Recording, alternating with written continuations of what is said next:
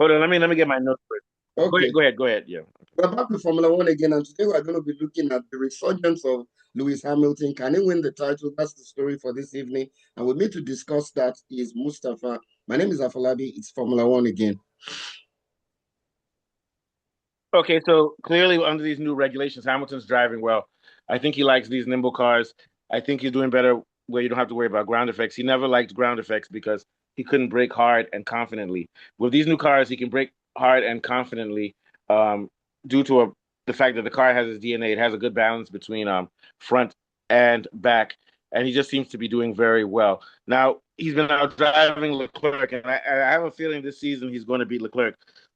And in the last three races, he's come on the podium and he's leading Russell. I even have the feeling he's going to beat Russell in the championship. But the question is, being 41 points behind to beat Antonelli, I think that when you look at the remaining races, let's not say who's a better driver out of Hamilton and Antonelli. I don't know. Probably Hamilton is slightly better because he's more balanced. Antonelli drives well on low speed corners and is getting better on high speed. But I think the big question is, does he have the car? And not only does he have the car, does he have the car based on the different types of tracks that are going to be for the rest of the season? Now, when I look at the rest of the season, the power high speed aero tracks, Austria, Great Britain, Belgium, Italy, Las Vegas, Qatar, Abu Dhabi favor Mercedes. Now there's only 15 races left. So you got Austria, Great Britain, that's two, three, Italy, four, Las Vegas, five, Qatar, six, Abu Dhabi, seven. That's seven races that favor Mercedes. And I'm going to just assume that on those races, Antonelli and on those tracks, the Mercedes, which is front good for front limited tracks, which is good for tracks where you have deployment with straights, which is good for power and one lap pace. They're most likely going to win the majority of those races. I don't see Ferrari coming anywhere close because the Ferrari car is built for low speed corner tracks like Monaco. They did well this week at Spain, which has a lot of corners, but it's not made for those types of tracks. So you're already talking about seven out of the next 15 races will go to the Mercedes drivers. Hamilton may jump here and there, but you have to remember he has to make up a 41 point advantage on Antonelli. Now, the low speed, high downforce tracks, which where Ferrari can really do well, and where Hamilton should do well, are Hungary, Netherlands, Singapore, Mexico, and Brazil. Those are five tracks. On those five tracks, I don't expect Hamilton to win all of them, but I expect him to win most of them. I really don't see Leclerc challenging Hamilton. So you've got a 7-5. So Hamilton should do well on those tracks, but Antonelli is going to be right on his tail. And we have to also remember Antonelli drives well on low speed tracks too. So I'm going to give a moderate edge over to Hamilton over Antonelli because of the car. But remember, Antonelli likes low speed tracks, so he's going to get a piece of the action on the tracks with low speed corners and everything.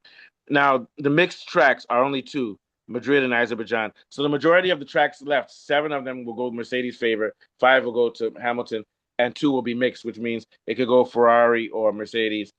But when I look at it, when you've got Russell, Antonelli, and Norris, those guys are going to win some races. I don't think there's enough races for Antonelli to cut the gap on Antonelli. I have a feeling that he'll cut some of the gap, but he's going to probably still lose by 20 or more points just because there's not enough tracks left, and the tracks favor the high speed corners. And in general, Antonelli is the only driver who can actually drive well on any type of track. Russell doesn't drive well on low speed corner tracks.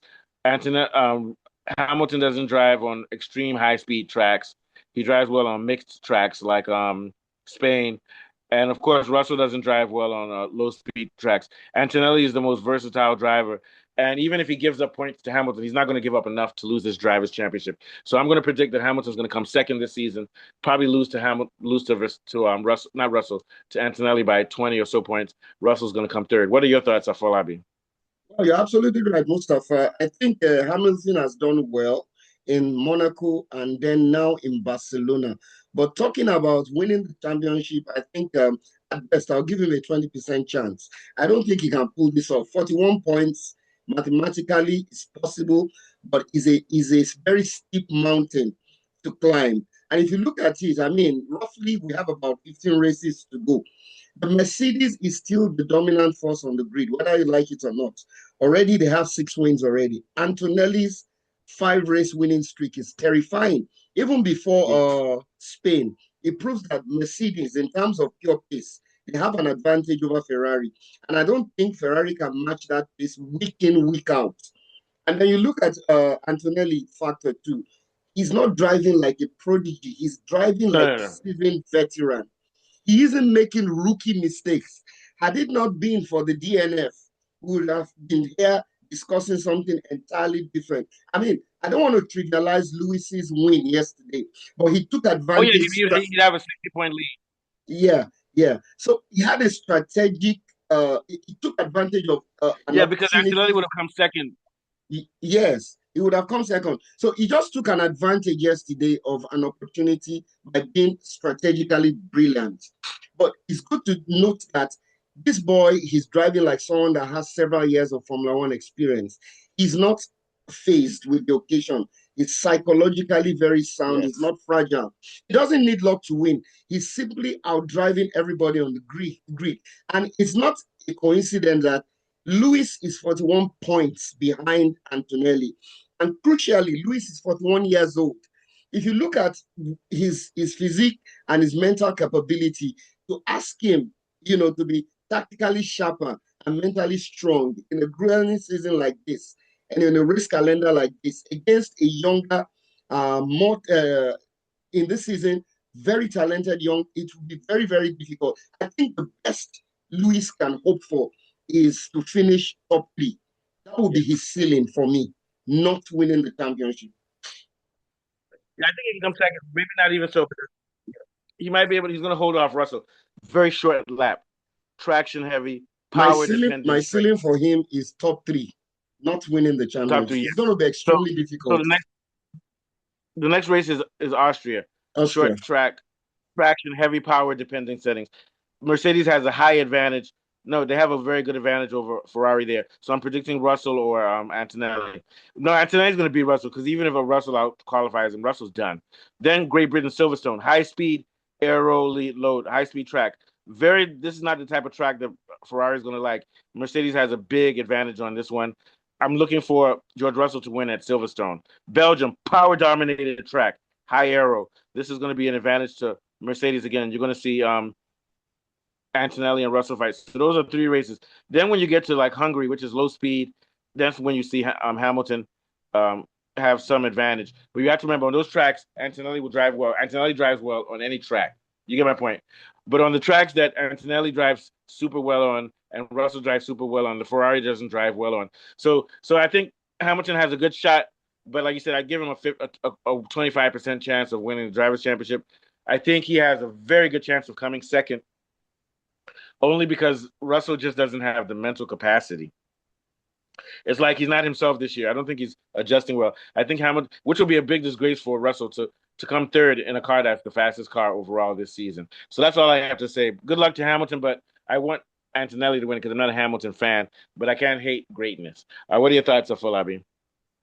Of course, I agree with you. I mean, what Barcelona has shown us, it has just opened the conversation, reopened the conversation, and made the season more interesting.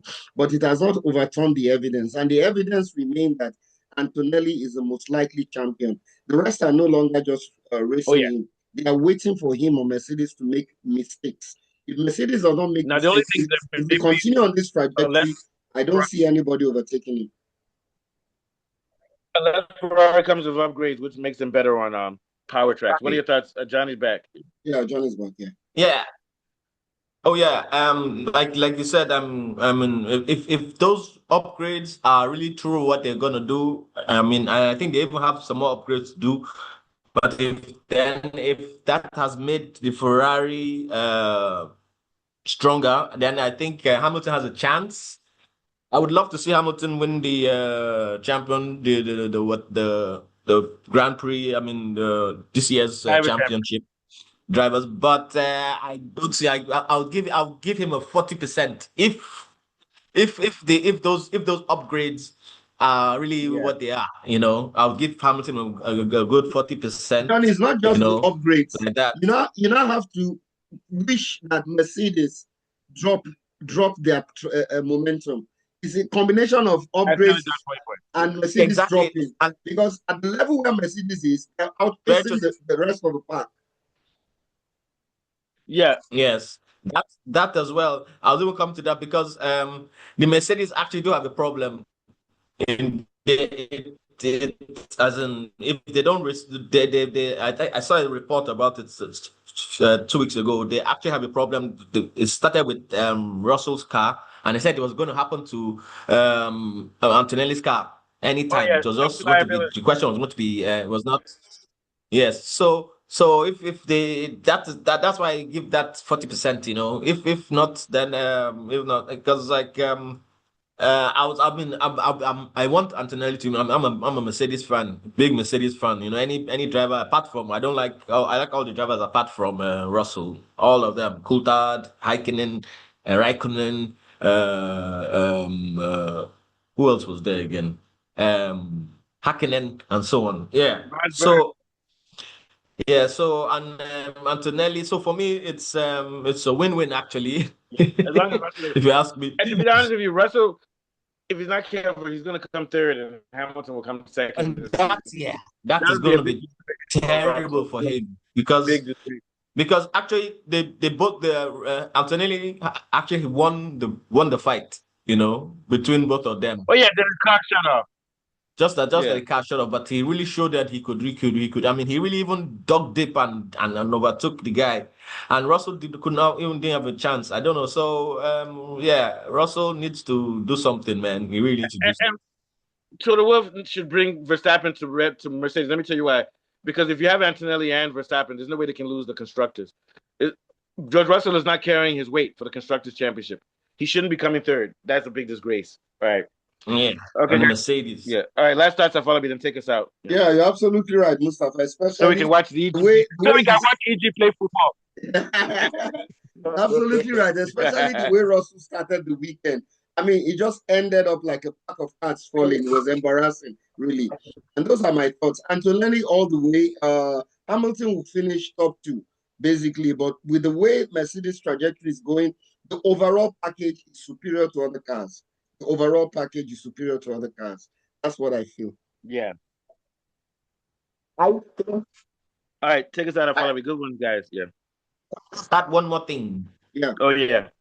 I think like if like the Ferrari upgrades, it's going to be Hamilton and Leclerc as well. You know, we can't. They just had a bad day, but his car too is as I mean, so he too. It could be the second space could be between Leclerc and Hamilton. You know, Leclerc all Leclerc has to do. So I think there's so many people. That's why the advantage is to Kimi. Johnny, you just can't trust Leclerc. He's so error prone. You can't trust him. You can't put your money on Leclerc. Leclerc doesn't understand that you don't have to go beyond the limit for every qualifying. It doesn't make sense. He pushes the car. He tries to be Superman every time. He needs to change his strategy and qualifying. Even if you come in P2, there's nothing wrong with coming in P2. You don't always have to try to come P1 by pushing the car beyond its limits. Yeah. But anyway, all right, I feel like we take this out. Yeah, it's been another brilliant Formula One show. We've been discussing the chances of Hamilton to win. I'm getting a blowjob. Wake up. So from Mustafa and Johnny, my name is Afolabi signing off from here from another Formula One show. Bye for now.